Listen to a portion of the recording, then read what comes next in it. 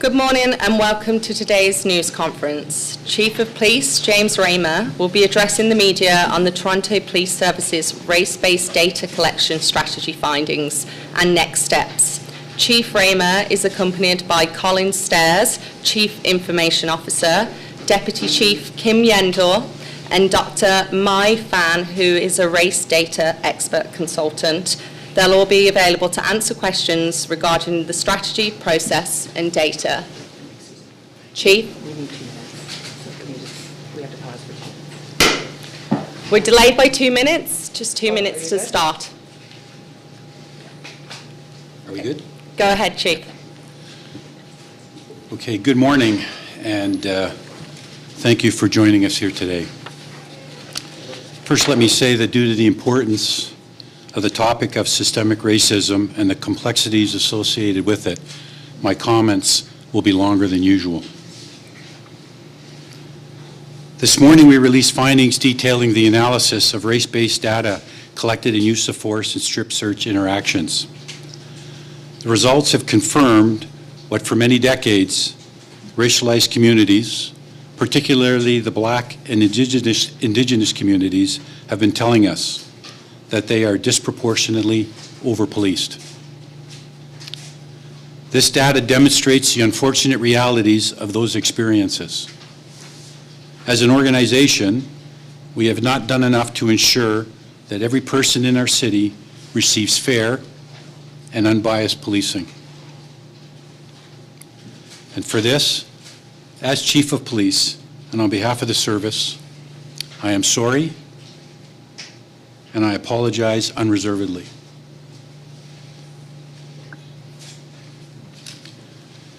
The release of this data will cause pain for many. Your concerns have deep roots that go beyond the release of today's report. We must improve, and we will do better. In 2019, through the Anti-Racism Act, the provincial government directed that all police services in Ontario begin collecting race-based data in instances of reportable use of force. The purpose was to assess whether racial disparities exist in policing, and if so, what can be done to eliminate them. In recent years, we have been grappling with addressing and rooting out the complexities of systemic racism, as have many other institutions. We recognize that when a person has an encounter with the police, it can have a profound impact on their life, their mental health, and their trust in policing. It is for this reason that the Toronto Police Service must be a driving force and a leader in eliminating all forms of racial discrimination in policing and anywhere it is found. It is a reason we must engage the communities most impacted as we continue along this journey. We not only welcome community voices and insights, we recognize that it is essential to identifying ways to reduce and eliminate disparities, measure and evaluate improvement, and continually look for ways to live up to the goal of equitable policing. You deserve better, and our members deserve better. The Toronto Police Service and the Toronto Police Services Board embrace this opportunity to eliminate discrimination. The Board's commitment to doing better and the policy it put in place with input from senior leaders of this organization demonstrate how governance and collaboration between the service and the Board can lead to positive change. In implementing the policy, as a first measure, the service committed to collecting and analyzing data not only in relation to incidents where officers use reportable force in the performance of their duties, but we also committed to do the same with strip searches. With the release of the initial results of this important and ongoing work, I recognize that today will be a difficult day for many within the service and within the communities we serve. It is difficult for the Toronto Police Service because our own analysis of our data from 2020 discloses that there is systemic discrimination in our policing in these areas. That is, there is a disproportionate impact experienced by racialized people, and particularly those from Black communities, when there is a use of force interaction with the Toronto Police Service. For example, members of the Black community are 2.2 times more likely to experience an enforcement interaction with our officers. They are also 1.6 times more likely to experience force once involved in an enforcement action.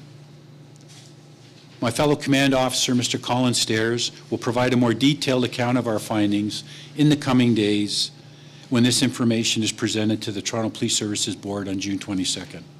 He is also here today, the entire team is, to field questions you may have. As challenging as it is for me as chief and for members of our command and service to come to terms with what our data tells us, I know that it will be even more difficult for those from Toronto's Black communities who have been telling us for many years of their experiences. And I want our communities to know I am listening. I also acknowledge the impact systemic bias on Indigenous communities in Toronto. We know that their specific experience and the history of policing that is so intertwined with that experience has left our organization less trusted by members of Indigenous communities. We are not seen as the true partner for community safety that we are and want to be. We know that this is a role that must be earned as part of the journey together. We are committed to achieving equitable policing for all our communities. We cannot do this alone, and we must hear from you. As challenging as our findings are, this day presents an opportunity for us to be and to do better. In fact, because our legitimacy is tied to public trust, it tells us that we must be better. On behalf of my command, as the leaders of this organization, we take full responsibility. We have often heard from communities that apologies alone are not sufficient, and we agree. It is also our responsibility to identify the systems and procedures that are causing or contributing to the disparate treatment of racialized people and to address it head on. We will do all we can to fix this. And some of this important work is already underway. I can report that we have already created a comprehensive system for the analysis of this data that goes beyond what has been mandated by law, that lives up to the board's requirements of us, and we are further expanding the data sets that will be subject to this analysis. Use of force and strip searches are just the start of our work. Over time, we will collect race-based data arising out of other types of interactions so that we can learn more and take the same approach to those interactions. That is, determine if there are disparities, work with our community partners to understand why, and to identify concrete actions to correct any wrongs. We have gone and will continue to go beyond our mandated scope of work out of a sincere desire to understand the extent to which systemic racism has led to differential treatment by our service. As we said in the earliest stages of this journey, we could not fix what we did not measure. I know that some I know that some say we could have and should have acted earlier, even without the data. I assure you that we are now fully engaged, and we now have a way to measure the success of our efforts to eradicate racism. I want to recognize the role of those in the Black community who have been pressing for change, often with personal sacrifice. I acknowledge that their commitment and persistence has played a key role in getting us to where we are today. I can confidently say that the approach we have used reflects the best practices for race data collection. It exemplifies what communities have asked of us, and it adheres to leading practices and the anti-racism data standards. We have used careful statistical applications to achieve an advanced level of objectivity and measurability. We have invested much time and effort in this endeavor, and we will continue to do so. We have laid the foundation so that we can continue to focus on ongoing reform and truly analyze what is happening test theories on why it's happening, and then test our reforms to measure the difference they are making. And when I say that we've gone beyond what was mandated, we haven't simply compared our use of force incidents and strip searches against population census data. We've gone a step further and calculated the data in relation to the number of contacts various groups have actually had with the Toronto Police Service. In so doing, we can more accurately measure the outcomes that result from our reforms. Our goal is to focus our efforts on the systemic bias attributable to our actions, the actions we can control. We believe this is the most reliable path forward for us to measure the outcomes of the reforms we have identified together with our community advisory panel, and that this approach will ultimately benefit our communities who are experiencing systemic racism. When we commenced this work in 2020, our intention was to get it right and go beyond what was asked and to set the standard. I believe that our approach is accomplishing this. I have witnessed the careful, deliberate, and collaborative systems our race-based data team has developed and have confidence in their approach. Our work has been peer-reviewed and is supported by the opinions of two recognized experts in this field, Drs. Lauren Foster and Les Jacobs. Their independent report reviewing our approach was also released today. I encourage everyone to read that independent report, which states in part that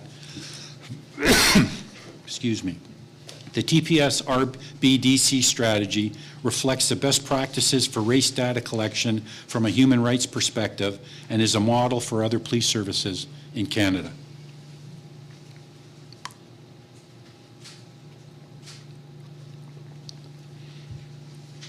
As difficult as these findings are, we recognize that this is some of the most important work we have ever done. Getting to this point with our data has been challenging. We were committed to using the 2020 findings as a baseline to build upon actions that have already begun and will continue in the years ahead.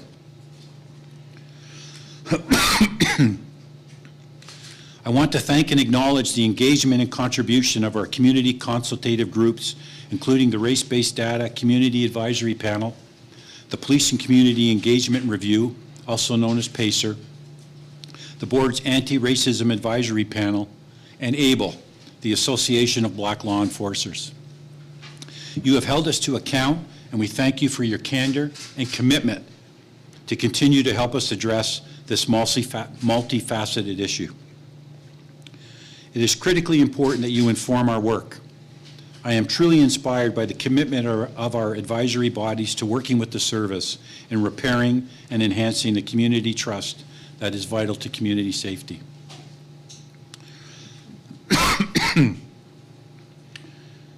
We would also like to recognize the renewed collaboration with the Ontario Human Rights Commission and their important and ongoing inquiry into systemic racism in policing in Toronto.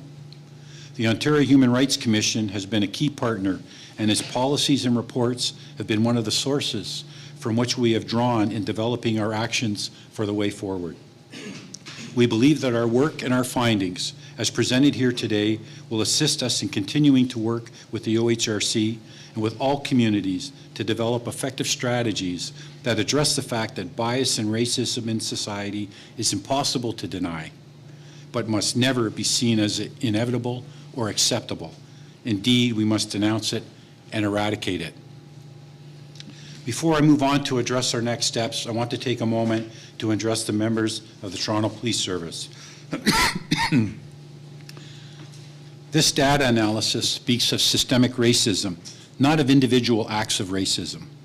Individual acts of racism are of course misconduct and are dealt with as such whenever they rear their head. There is and will be no tolerance, absolutely no tolerance.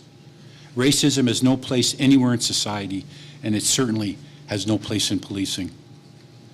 This data analysis demonstrates that we have not done enough as an organization to combat the systemic underpinnings that can then help you to do your work free of bias so as to instill trust in all the communities we are sworn to serve and protect.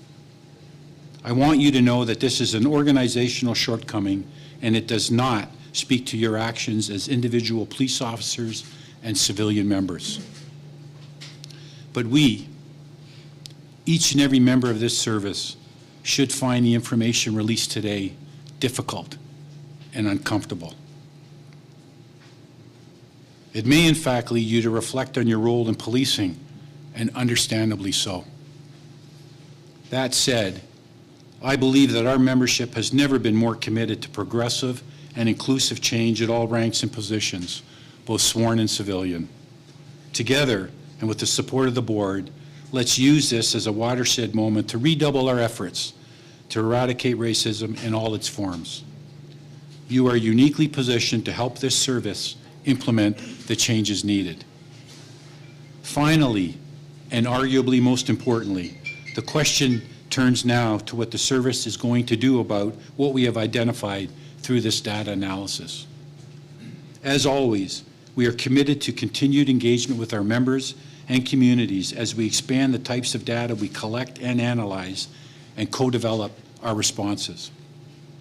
Through this first phase of our efforts, we have, in partnership with our Community Advisory Panel, identified 38 action items that will be implemented.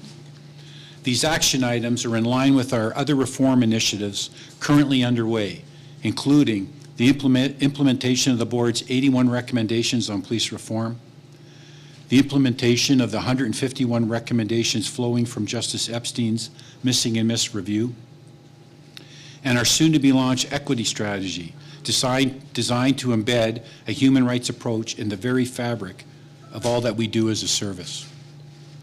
Each of these initiatives demonstrates the commitment of the Toronto Police Service and Toronto Police Services Board to meaningful and lasting reform. Our progress on these 38 action items will be tracked, and we commit to keeping the public, and in particularly our communities most impacted, aware of our successes, as well as when we need to adjust based on what we have learned. You can find those action items on our TPS website. Without prejudicing or prejudging the results of the OHRC's current inquiry, I believe that many of these action items will align well with many of the OHRC's recommendations. With this entire body of work, reform work, we are taking the initiative and building a continuous improvement cycle. We will proactively and openly engage the community in exploring our data to seek new ways of making the service a more equitable one, and to eliminate the bias that our systems cause, perpetuate, or augment.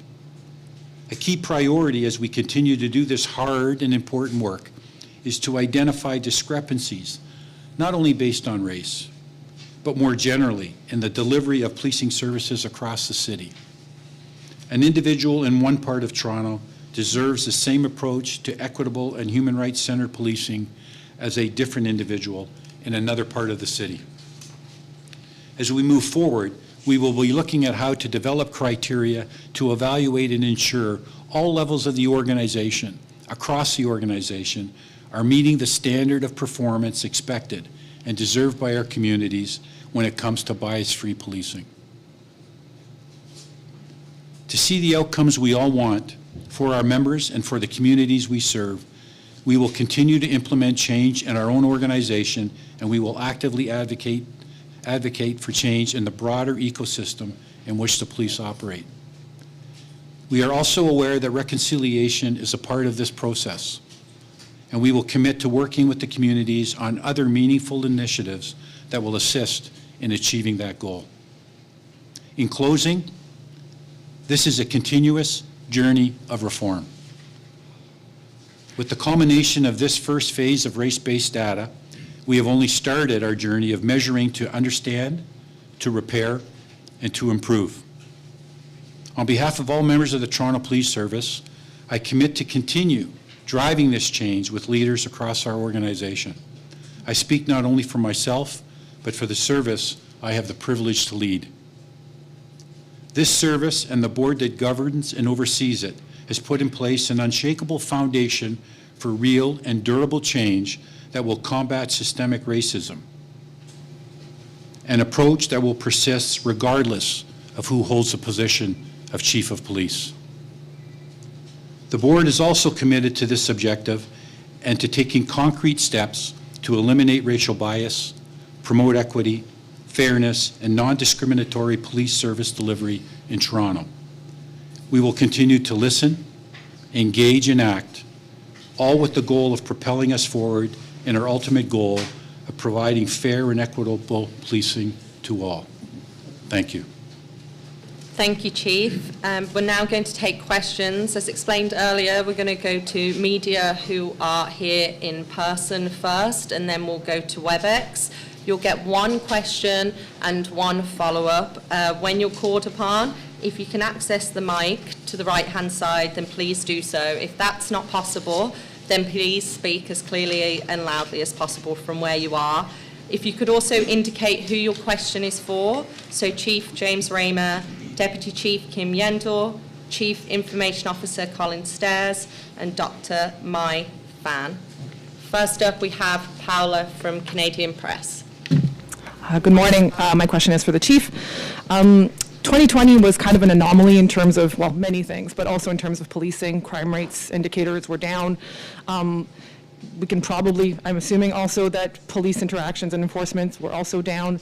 Can we then extrapolate that this is actually a much worse problem than this data suggests?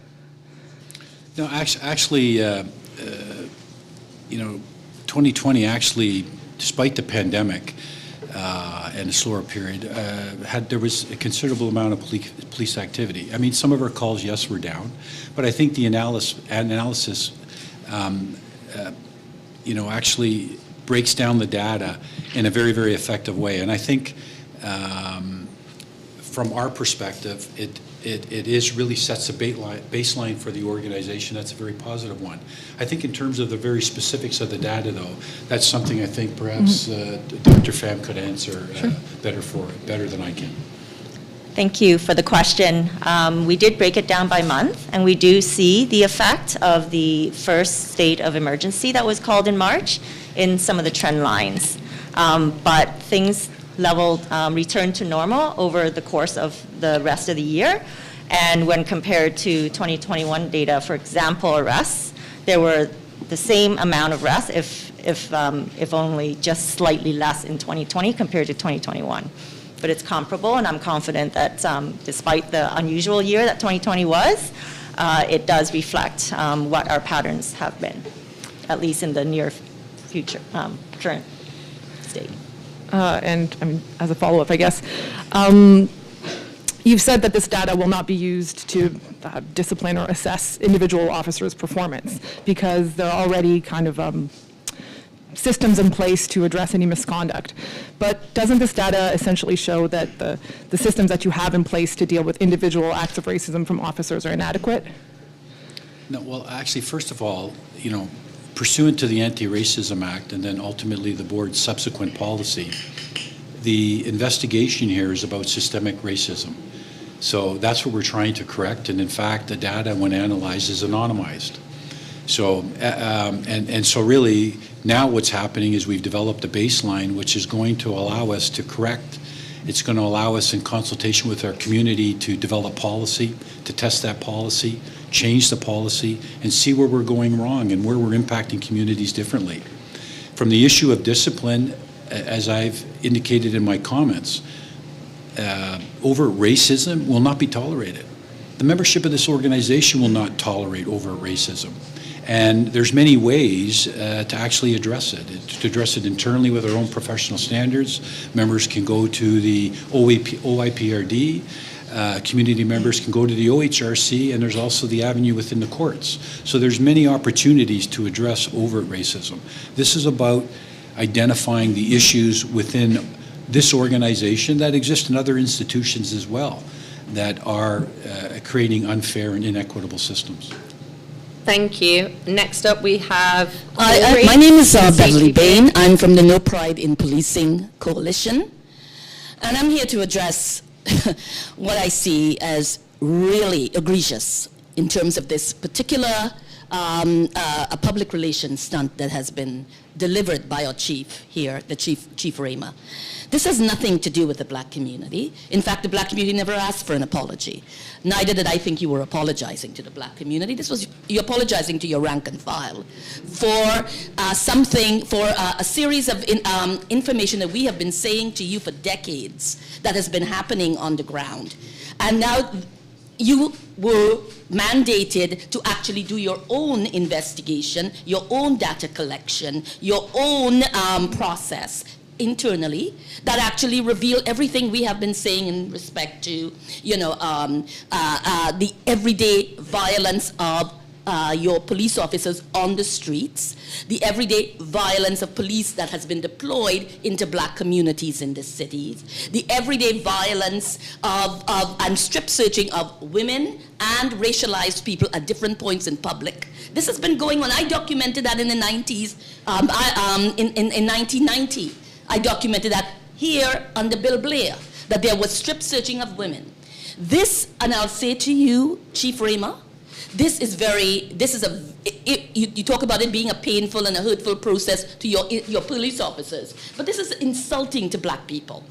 This is insulting to indigenous people. This is insulting to racialized people. This is insulting to the homeless, to those of us who are queer and trans, who are, last year, we experienced the attacks on people in encampment sites. We experienced the brutality. We have been calling for defunding. We have been calling for having that funds be divested to communities to create sustainable housing, to create sustainable community resources and services by the community to support communities. None of that has happened. What have we witnessed? An escalation in policing budget, a deployment of more police to communities in the form of community policing, which we have already said does not work. In fact, it puts us more at risk. Right? This is not about saving our lives. What we have asked for you to do is to stop brutalizing us, to stop killing us, to stop carding us, to stop continuously stopping us and harassing our children, or black sons, or black daughters. That's what we have asked for. We have asked for the preservation of our lives. And what we have gotten instead is much more police. Yes, your police officers are responsible for their racism. When you talk about systemic change and you talk about the system, you make it seem as though it's a structure that's somehow a separate entity from that of what is happening on the ground. Right? It is not a separate, you're culpable, you're implicated. Right? Your police officers are doing the job. They are the foot soldiers. They're the ones you deploy on the ground. They're the ones who we interface with, and they are the ones who put our lives at risk. So to say that this isn't about them, and to say that this isn't about their practice, and that they cannot be held accountable and culpable, and that the policies that you have in place to hold police accountable internally is not actually sufficient, because it's not accountable to us. Excuse me, can we give the... So it's really critical that you hear what I'm saying and that you understand. And sorry, I need to go on, please. This is an apology to black people, right? Thank you. It's supposed to be and you're interrupting me? No. So it's really significant that you understand. You have not tell us how you're going to stop the violence against us. You have not told us how you're going to stop the killing of our people. You have not said how we can be sure that we can walk the streets safely and not being stopped. You have not said anything about that. In fact, what we have witnessed is what is going to continue. So I have one last thing to say. This is the performance of a patriarch, the performance of a heteropatriarchal institution and a bunch of heteropatriarchs who are saying to you, I have been beating you and killing you for decades, and I'm sorry, but I am not going to stop, right? And you're going to still, and you're going to still continue to forgive me. This is my way of saying you're going to forgive me, and you're going to allow me to continue to do what I need to do, right? But I am not going to stop being and doing what I have been doing. So, Chief Raymer, we do not accept your apology. Thank you. Chief, you may respond. Yeah, I wanted to comment and just simply say that I realize it's a very difficult and important day. And we are making concerted efforts to move forward in a productive way. You know, when we talk about the membership and, you know, we talk about systemic racism, I use examples like the Tavis program. I use examples like the way we were doing strip searches. These were all things that were mandated by the organization and not by individual members. And they have now, take steps to correct them. And this is how we're trying to eliminate all forms of systemic racism, and so that we become a better organization, and that's what makes this important. And as I indicated, there are 38 action items that we are going to do moving forward, like our anti-Black racism and Indigenous experience training, the mandating of a review of body-worn cameras for all use of force incidents. These are a couple of the 38 action items that have been developed in consultation with our community advisory panel. And these are all efforts to help us do this better and to eliminate the systemic racism that is creating some of these problems. Thank you, Chief. Okay, we're going to continue with media questions, and our guests here will try to facilitate your questions after as well. Next up, I said we have Corey from CTV News. Chief River.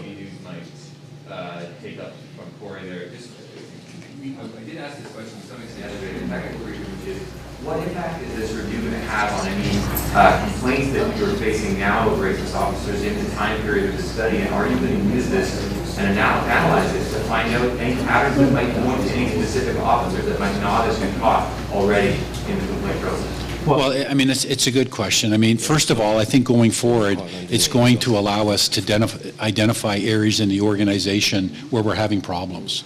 Having said that, though, as is required by the Anti-Racism Act and the Privacy Commission as well, the data has to be anonymized. So that's why it speaks to systemic racism.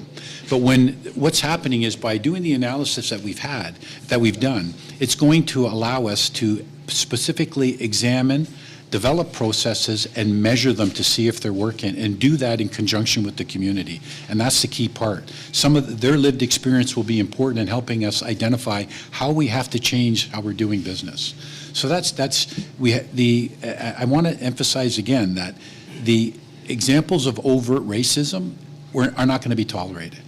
You know, we had an example, I think, I believe it was in 2018, 2019 at the van attack. We had an officer make a comment. Another officer reported it to a supervisor. That was reported up, it went to the tribunal, the officer who made the allegation resigned. That's what our membership is prepared to do. They will not tolerate those examples of overt racism.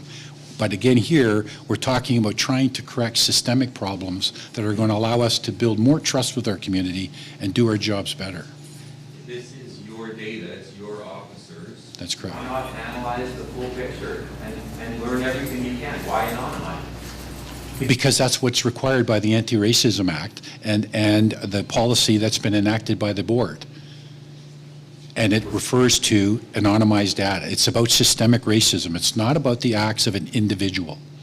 Individual acts of officers can be reported by the people that are offended by it, by other officers who witness it, by third parties who witness it. We have body-worn camera now on all the officers that need to be on when they are engaged with the public. There's avenues to investigate and evaluate the conduct of each and every member that's out in the service there in terms of their interactions. Thank you. Next up, we have Wendy Gillis from the Toronto Star. Thank you so much. For so long, Toronto Police did not collect race-based data. There was a reticence to do so, and the use of force data that was collected that you're releasing today was mandated by the province. I'm wondering if you're concerned that the not collecting individual data that shows the individual acts of police officers is an example of the police service refusing to collect information that is really vital to this city. Actually, I mean, it's a good question, Wendy, but the reality is the act itself requires us to look at it from a systemic point of view and to not go by individual actions for the purposes of this analysis. There are other means to address the individual conduct of officers, and that's by the observations by other officers who are there. It's part of the reasons, one of the things we've done is the change is having an active bystandership program that we're running at our police college, so that the incident like I referred to earlier in 2018 after the van attack, so that officers are aware and they feel confident to report officers that are acting in an inappropriate way. But again, there's many avenues for the public to still complain about overt racism or inappropriate behavior, and we have now more tools to actually investigate that. Just as a follow-up, I'm wondering if you're going to be looking at the overrepresentation of use of force against Black people within divisions. There are some real stark differences in between, different places in the city, Scarborough versus, downtown core. Are you concerned about that, and will you be looking more closely at that? Yes, and actually that's another good question. If you recall from some of the later statements in my my comments, I referenced the part that as we move forward here and we're doing this analysis, we want to be able to identify those and ensure that at all levels of the organization. So from the staff superintendents, the superintendents, the staff sergeants in the divisions, there is a performance criteria that they need to meet to ensure that everybody across the city, no matter what division you are in, is being treated the same. And so that's what this analysis is going to allow us to do, particularly as we go forward. We're going to start looking at arrest data, mental health apprehensions, and youth diversion. And as we start examining that data, and again, in conjunction with the community, we will develop processes that are going to help to identify where we're falling down and put the reforms in place, and then we can measure them and we can evaluate them. And that's what we're going to do. And we're going to continue with the training of our members as well. And as I said, programs like active bystandership are so important. You're seeing more and more of it across North America, and it's to give members the confidence to say something that the public, I think, was always concerned about. Is this, if something happens, is an officer going to say anything when somebody is behaving badly? And that's what we're trying to ensure our members are doing. And this is a much younger organization as we move forward. They are better trained. We are doing incredible amounts of anti-racism training, Indigenous experience training at all levels of the organization. Our new recruits, our coach officers, we're bringing people from the community with expertise inside to provide that training. It's getting better all the time, and we are going to make our best effort to make sure we do this right. And I have to tell you, across my command team, we will not tolerate overt racism. Thank you, Chief. Next up, we have Jamie from CP24, if you have a question. Hi, Chief. Members of the Black community, Indigenous communities, and racialized communities, they've heard apologies before. They've heard, talk about wanting to do better in servicing these communities better. But and for many people who are listening to today's apology and recommendations, they might be saying, "Oh, we've heard this before." I want to know, a year from now, is there going to be any kind of review whether or not the recommendations and what you guys are suggesting today are going to be put in place, and if at the end of a year from now, we still get the complaints that these communities are being disproportionately overcharged, arrested, strip searched, use of force. What are the consequences going to be? What are the concrete actions from Toronto Police to make sure that, hey, listen, we put out these recommendations, we didn't do a good enough job? What do you want to see a year from now if these recommendations aren't implemented? You know what, that's a good question too, but what I want to emphasize again from my comments is that this is a continuous cycle of improvement. So the reality is we're going to keep doing more and more of this analysis that's going to allow us to identify the deficiencies and correct them. And the community and the public will be able to hold us to account, because first of all, the public and the community will be doing this in partnership with us. We will be reporting it on our website, keeping it updated. We will make these changes. And if we identify officers as a result of this that are constantly finding themselves in a situation of inappropriate behavior, that will be addressed as well. But like I say, the vast majority of what we're talking about here is systemic problems in the organization of policing. And like I said, I want to also acknowledge, like, these systemic problems exist in other organizations, other government, and that's not to make excuses, but I'm just talking about how pervasive the problem is and the degree and the need to fix it. I also just want to get your comments. You know, part of the Ontario Human Rights Commission report indicated that the Black community specifically was disproportionately arrested, subjected to use of force, but also charged and overcharging. And the report doesn't necessarily address this issue, which oftentimes sees the police and the courts lay more serious charges than the circumstances suggest that should be. And that forces the accused oftentimes to plead down to a lesser charge, leading to an increase in convictions. I just want to get your take on that, and what would be the approach from Toronto Police when it comes to overcharging? Well, we're in the midst of collaborating with the OHRC now, and there will be a final report that comes out, I hopefully, and I believe later in the year, that's going to address some of these issues. And we're having some consultations with this. Some of the processes in which take place, we have to truly evaluate them and make sure we're getting good insight and opinion on how that works from Crown attorneys as well, because it's not sometimes as simple, I think, as you've noted it there. I mean, quite often, that's what the Crown process is the Crowns get the charge and they get to evaluate what are the appropriate charges, and they'll make the decision to make sure that there's particular charges that are the appropriate charges to proceed on, and perhaps these other charges are not. And that's not a criticism. It doesn't reflect on the individual or the accused that's been charged. It's really, in many ways, part of the process. And so there's different, I think, perspectives on that. But we certainly are supportive of looking at any ways that we can improve that process. And all I'm saying is that we're going to have more examination and consultation on that. Thank you, Chief. Next up, we have Yannick from CBC Radio Canada. No, we'll go to the next person, Scott Laurie from the Toronto Sun. If you have a question. Chief, you mentioned other interactions that you might look at beyond the strip search. And the first one, what are some of those other interactions that you think you might take a look at? What's the timeline to give information about those? Okay, well, the specifically what we're going to look at is arrests. We're going to look at mental health apprehensions, and I believe we're looking at diversion, so it would be youth diversion. What I'll do is I'll turn that over to Colin Stairs, and perhaps he can give you a better idea of the timing. Sure. So this is, as we said, is a cyclical continuous improvement process.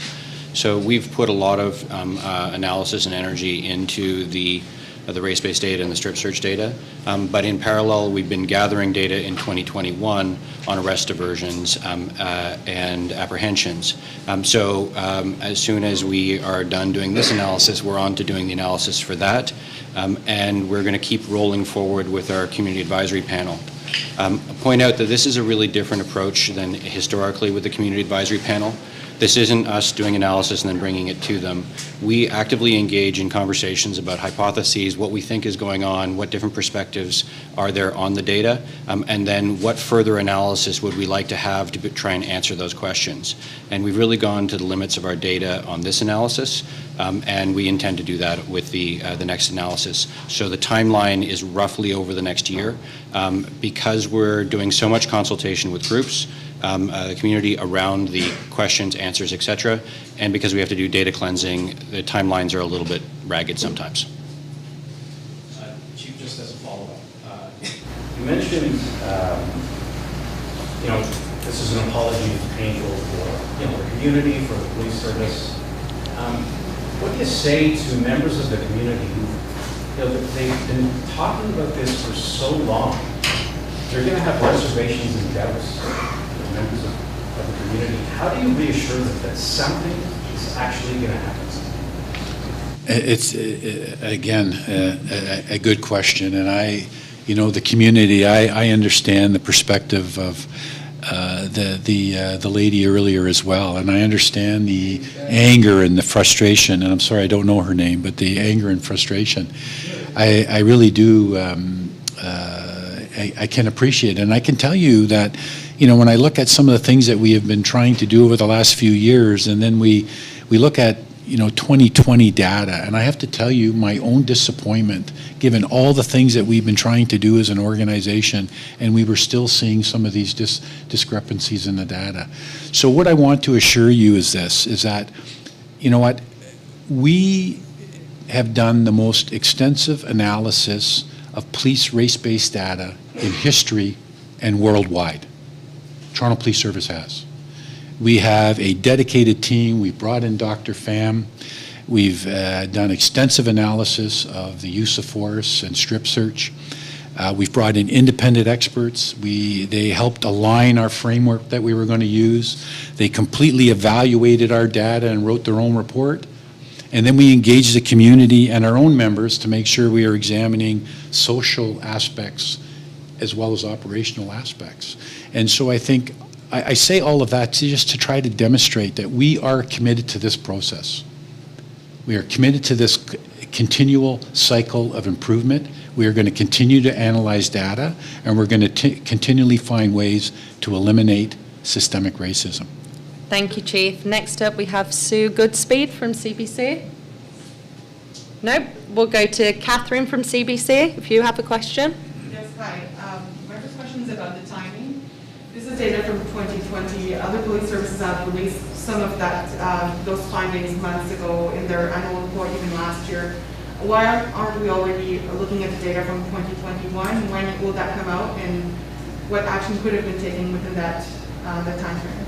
Well, and I'm glad you've raised that. I mean, the issue for us was we've gone further than anybody else, number one, and we did have to, what's the technical term, I guess? They had to work on our data so that it was usable, and it took some time. And then we did a tremendous amount of community consultation, brought in experts to help us learn how to develop it, and then we went beyond anybody else in terms of also examining strip search. And so these are some of the reasons for the delay. And is there any more of that? Sure. Just so what the chief is talking about is the data cleansing that we needed to do. But fundamentally, the race-based data on use of force is part of a provincial form. It's collected on a provincial form that's filled out. Here's the event. The officer fills out the form. So just lifting that data and summarizing it and releasing it is a relatively straightforward job. But that's not what we did. What we did was we took that data and said, how do we find meaning in this data? And we sat down with our community advisory group and asked, what questions would you want to answer out of this data? And when we did that, we had a lot of different hypotheses, questions, et cetera, and we had to combine the race-based data in the use of force with the occurrence data that we have in the rest of the service. That was a very complex process, a very in-depth, and required a lot of careful navigation of the data quality, and could we really rely on some of the data elements that we had. And we had those discussions with some community experts in analysis who are also members of the various communities. And that is of course, why we needed a PhD, Dr. Mai Phan, to take that approach. And Dr. Phan also had several innovations to the approach of analyzing this race-based data. So all of that took a fair amount of time. And there was a decision point where we could have said, we're going to release this like everyone else, but we decided that wasn't actually helpful. It was, we needed to find meaning so that we could create an action plan and so that we could move forward with the 38 points. And even that, we want to have a conversation with community over the summer in a set of town halls and see if we should be modifying even that plan. So that level of consultation is why we are as late compared to our comparators, other services.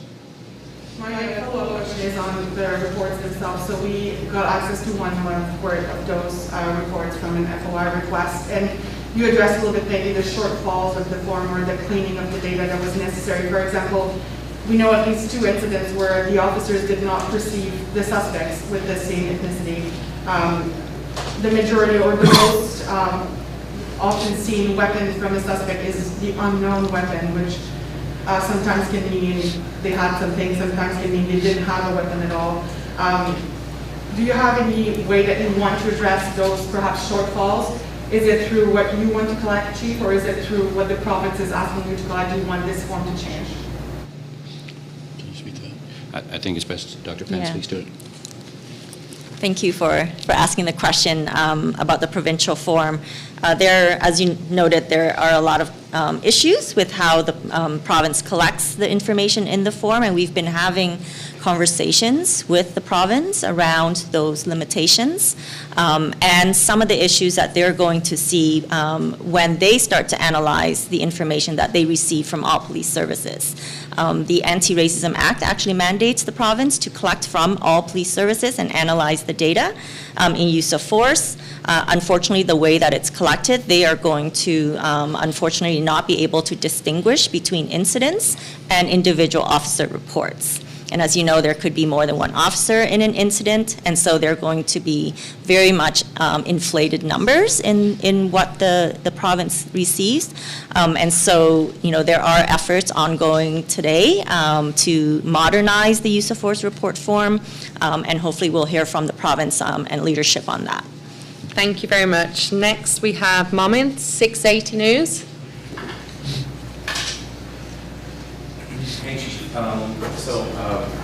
You heard what Beverly had to say earlier. You can't see it obviously, but in real time I know there's lots of comments online from members of the Black community who don't put any stock in your apology, don't believe what you have to say, maybe don't even care for what you have to say. So how can the Toronto Police possibly try to regain, even gain any of that trust? I mean, this seems like something that is beyond an uphill climb for your organization. Actually, you know what, I disagree with you, and I disagree with you because there's an incredible amount of good work being done. I was up at the 31 Division on Saturday for the open house there, and very, very substantial turnout from members of the community working with our neighborhood officers, and just love having those neighborhood officers in the community and working very, very well with them. So much confidence about some of the work that we were doing and the improved interactions with police and the relationships with the police. So from my perspective, I hear a very different voice from the community, and there's a lot of confidence in the work that we are doing. And I'm out there very often. I attend at scenes after something has occurred. I'll be out on a prayer walk in 23 Division this afternoon. And I'll be listening to the community, and I suspect, given today's press conference, we'll get even more feedback. But listen, we're far from perfect. We've got a lot of work to do, and this speaks to it here today. I indicated to you my disappointment with the data, but we are doing a lot of good work, and this is going to get better because now we can actually measure. We can actually measure and hold accountable and make these changes, and quite frankly, you can hold us accountable in a very visible way because it'll be on the website to see how we're meeting the new standards that we put in place. Chief, how many of the changes that need to be made here have to start with when new recruits walk through the door at the police college, so the very basis start of training? How much of the change has to come from that moment? It's bringing them in the door. We're constantly adding time to their training, and you know, sometimes we're reluctant to add too much time. We might want to look at cutting something because we need to add another program because of the amount of time they are in training, and we want to see them operational. But we're starting to realize that we can't make decisions on that basis, and that there's more in training. We're now new recruits, or we're putting them immediately out into field to get into the neighborhoods, so they spend a little more time acclimatizing with the community, learning how to speak with them a little bit, especially this new generation that spends all their time on a phone. And these are some of the things that we're recognizing, and that's lengthening the amount of time. That's lengthening the time before we get them on the road operating calls. And so that is such an important element of what we do going forward, and we're trying to put more and more emphasis on that in terms of time because it's that important. Thank you, Chief. Next, we have Rosie from the Star. You've mentioned several times that the Act mandates you to anonymize the data or to collect it in an anonymized way. How how is it possible, therefore, to hold individuals accountable if you don't know, perhaps, which individuals are most frequently behaving in a manner that you would find disturbing? Okay, no, I understand your concern. We have, like I say, to your point earlier, this is about systemic racism. That's what we're trying to identify.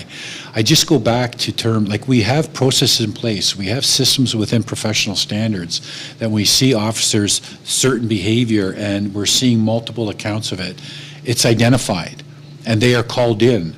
The circumstances in which they were involved in are evaluated and examined. The unit commanders are held to accountable to superiors that review that at a professional standards unit. So we have elements in place to investigate officers if we believe they're performing inappropriately, and we continue to do that. And again, I emphasize, you know, we have, if a member is concerned and they are not confident in what the police are doing, they have the OIPRD, they have the OHRC to go and make that complaint. And if they're involved in the court process and our officers are in court, you have that whole judicial process that quite often, if officers are acting inappropriately, will expose their behavior. Thank you. Do you have a follow-up? Follow-up then, is there something inherently wrong with the act then that you might like to see changed so that you could study that data and use it effectively? I'm not even saying releasing it to the public, but at least internally have that information. I think that we have other avenues within the organization to look at members.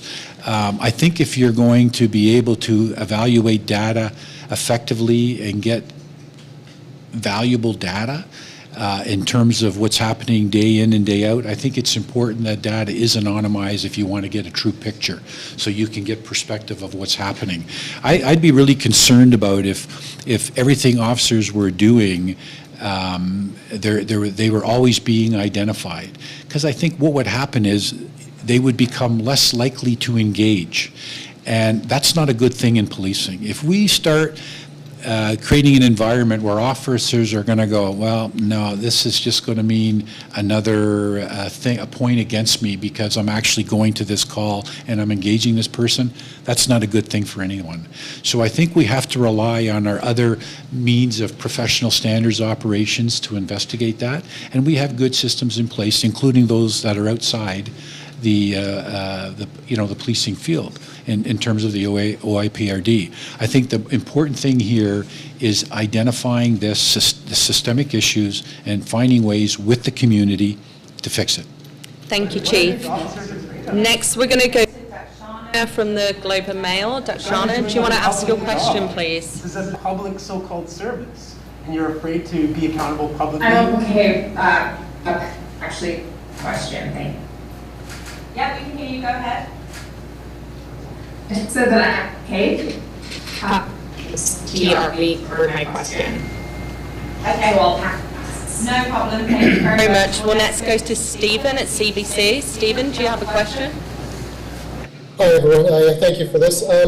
Chief, I just want to address something that a lot of community groups have been saying about defunding police. And is there a structure in place at some point when you look at all of this where you can see that some services that the police are doing right now that a lot of community groups say they shouldn't, perhaps could be offloaded to others or money devoted directly to the community? Because that's a question that was, front and center in 2020, and I'm just wondering if that's something that within all of these processes and this data analysis is even being considered at all. Well, first of all, what I'd say is I think when we hear that discussion, what they're talking about, the community is talking about is reform, and it's talking about modernization of the police service. The reality is that we are engaged in a number of processes in terms of alternate service delivery, and we want to be engaged in that. We're seeing great advancements in terms of what our call center is doing in terms of diverting call, and with the programs within SafeTO in terms of alternate service delivery. And it is really, we're finding, freeing up officers from calls. So what that's allowing us to do is devote officers and call time to where we're underperforming. We have a significant delay in our response to primary 1 and 2 calls here in this city, and every time we can divert these calls to other specialists to get perhaps a better public safety outcome with specialists, that benefits the entire city and community, because we can get officers doing the other calls that are sometimes sitting for very lengthy periods of time before they're responding.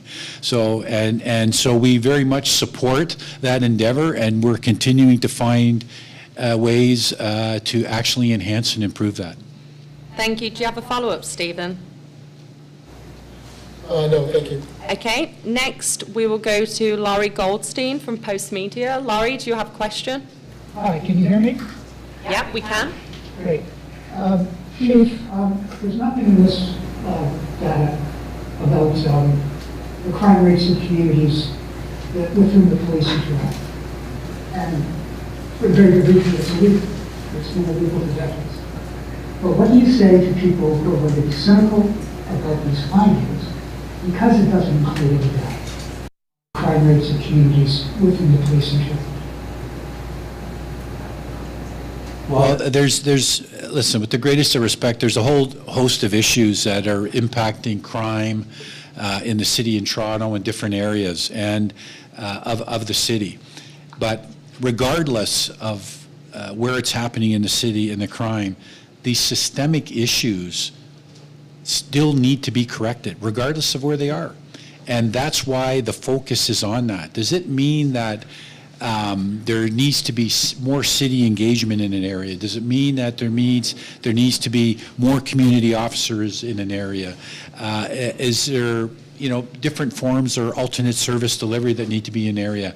Hopefully that's why by identifying these systemic issues and having community involvement, we're going to find better ways to do policing.